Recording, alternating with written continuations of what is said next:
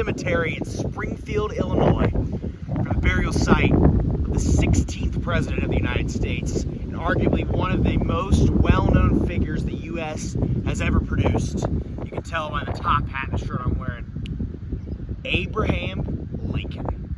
Now, this is an honor to be here.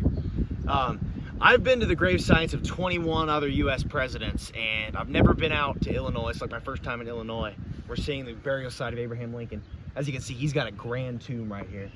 Now, Lincoln is one of the most prominent figures in world history. I mean, usually when historians rank presidents, Abraham Lincoln is usually number one, if not number two, to George Washington. This man is absolutely insane. Now, I'm going to get into a little bit of his biography before we get into the actual gravesite. Lincoln was born in February of 1809 in Hodgenville, Kentucky, which I've been to the birthplace link in the cards. Sorry for the plug. But he didn't come from much. Lincoln was born in a log cabin. And early on in his life, his family struggled starting out. His grandfather was killed in a Native American skirmish in Kentucky, and he was decently wealthy, but his son, Thomas Lincoln, who was Lincoln's father, never really inherited any wealth. And his parents never learned how to read and write. And his mother died when he was a very young child. And then they moved up to Indiana, partly because of the reason his family was kind of opposed to slavery, which Kentucky was a slave state. However, another reason they think he moved to Indiana was because Kentucky was insanely poor.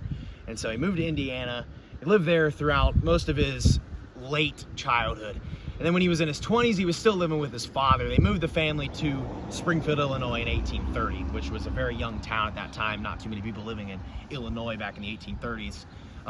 Lincoln practiced law in Illinois, became a lawyer, one of the most prominent lawyers in the entire state, and served in the Illinois state legislature from 1834 to 1840 and joined the Whig Party.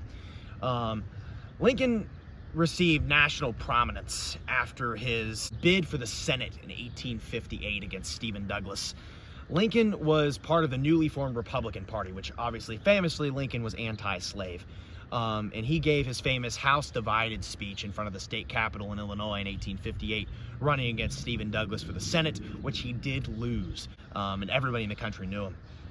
He gave the famous quote, "A house divided cannot stand," talking about how evil and morbid slavery was and the effects that it's going to have on the country years down the line. In 1858, he lost his Senate bid, but in 1860, 2 years later, the Republican Party nominated him for president. And Lincoln got lucky because in that election, it was split 4 ways. And the other 3 candidates, John Bell, Stephen Douglas again, and former Vice President John C. Breckinridge, were all Democrats. So the Democratic vote was split between 3 candidates, and the Republican was only Lincoln. Lincoln was the first ever Republican president. He was also the first president to not be born in one of the 13 colonies, and he's the tallest president still to this day, standing at 6'4". So, infamously, Lincoln became president at probably one of the worst times anybody could ever become president. Now, right as he got elected, the states in the South were on the brink of civil war. The country was. They were on the brink of secession. Right as Lincoln got elected in November of 1860, the southern states knew that he was going to try to end slavery, so they seceded from the Union. And the president at the time, James Buchanan, really didn't give 2 craps about what was going on with the secession. James Buchanan was not particularly fond of the office, and he was ready to get out of there, so he didn't do much of anything to prevent these states from seceding. And by the time that Lincoln was inaugurated in March of 1861, 7 states had already seceded from the Union. So the Civil War pretty much began about a month later in April of 1861. However, the Union at the time didn't really consider it to be a war. They only thought the Civil War was going to last like 2 weeks. Man, were they wrong. The Union never considered and recognized the Confederate States of America to actually be its own independent sovereign state. It was just some states in rebellion. And the whole point of the war at the beginning was just to bring back the states. It wasn't to end slavery. However, Lincoln's most notable achievement as president was the Emancipation Proclamation in 1863, freeing all the slaves in the South, which completely changed the entire spectrum of the war. Because the Confederacy was winning pretty much the first couple years of the war. But after that, more people enlisted in the war effort to end slavery. most people in the North. It was short-lived because 4 days after General Lee surrendered to Grant at Appomattox Courthouse, Lincoln was shot in Ford's Theater in Washington, D.C., assassinated at the age of 56. Now, who knows where history could have gone had Lincoln lived through his second term. Maybe he would have ran for a third term. Reconstruction would have gone in a completely different direction. Lincoln lived just to see the end of the Civil War and was assassinated. And he's buried right here in Springfield, the land of Lincoln. Let's go check out his tomb. And we're also going to scream Abraham Lincoln for smash in front of his grave. Letters in American history. Abraham Lincoln for smash. When he was first buried in the 1870s, in 1876, some body snatchers came in and tried to steal his body. So his grave is very reinforced. He's buried under layers of concrete. So somebody did try to steal his body. It was unsuccessful because somebody ran out fired some gunshots while that night when that was happening, and they didn't actually steal it. So he's buried under layers of concrete. Look at this too, dude. There's Lincoln. We have some Civil War monument statues. Sculpture. So that's pretty cool. This is the Lincoln tomb. Freaking Abraham Lincoln is in here. Abraham Lincoln for smash! Head on in here. This might be a rare occasion where we can actually film a famous Gettysburg Address 7 years ago, which I had the honor to sing at a talent show. Go check that out. This is a pull door, not a push door.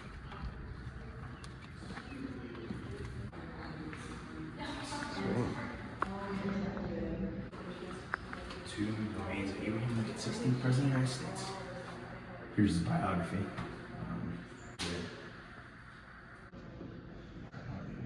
The president said, and so I feel his pardon.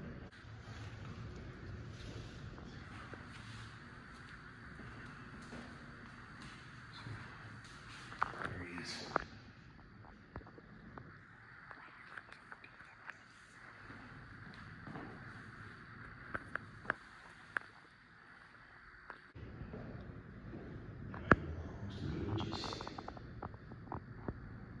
Can you believe he's in there?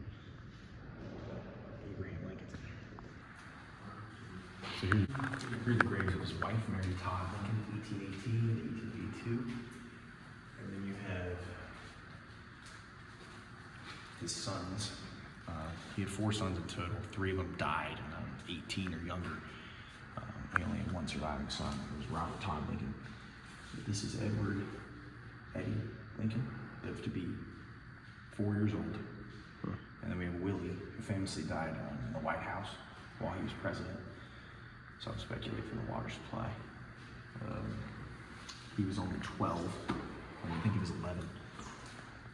And then we have Thomas Tabb Lincoln, who died about 6 years after his father did, at the age of 18, 1853 to 71.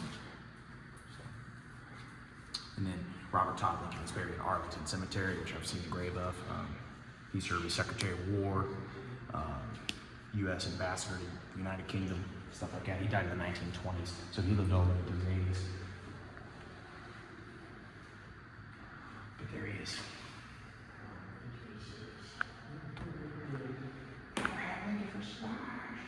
Here's a memorial to Robert Todd Lincoln, 1843.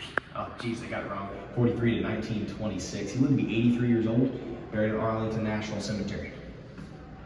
He's right there, guys. This is the man. I was just taking this in. This is just insane to be here. Like, Abraham Lincoln's here, right in this very room. It's insane.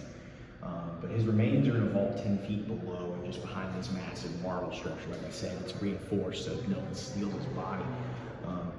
The words are quoted, "Now he belongs to the ages," which are inscribed on the wall, which was supposedly said by Secretary of War Edmund Stanton at Lincoln's deathbed after he was shot on April 14th of 1865 by John Wilkes Booth. He was taken across the street in Washington, D.C. to Peterson House, which he died about 7 a.m. the next morning. The shot was pretty much fatal at the time. There's really nothing they could have done to prevent his death. Flags to the left of the monument honor the modern states within whose borders President Lincoln's ancestors once lived: Massachusetts, New Jersey, Pennsylvania, and Virginia. Flags to the right represents the states in which Lincoln resided: Kentucky, Indiana, Illinois. And the far right is the flag of the President of the United States. That one. Mary Lincoln and 3 of the 4 Lincoln sons are entombed in crypts bearing their names, located in the wall behind you. Robert Lincoln, by the decision of his wife, is buried at Arlington National Cemetery, which I've seen. So, like I said, Robert Todd was the only one who survived. Here he is. Man himself. Lincoln's original crypt from May 4th to December 21st of 1865. So it's right underneath his grand tombs, right up there. So this was where he was when they first interred him here on May 4th of 1865. So it took them like 2 or 3 weeks to transport him back to Springfield from Washington, D.C. So obviously you can't get in here. The building's still here, even though nothing's in here. So that's kind of what it looks like. So that's kind of interesting. So I guess they probably had him here while they were building the newer one. Which he's been there, I guess, since 1865. So that was obviously the year he died. So that's pretty interesting. Conclude the tour of Abraham Lincoln's tomb. Let me know what you guys think down below. And I'll see you guys next time. Goodbye. Wah!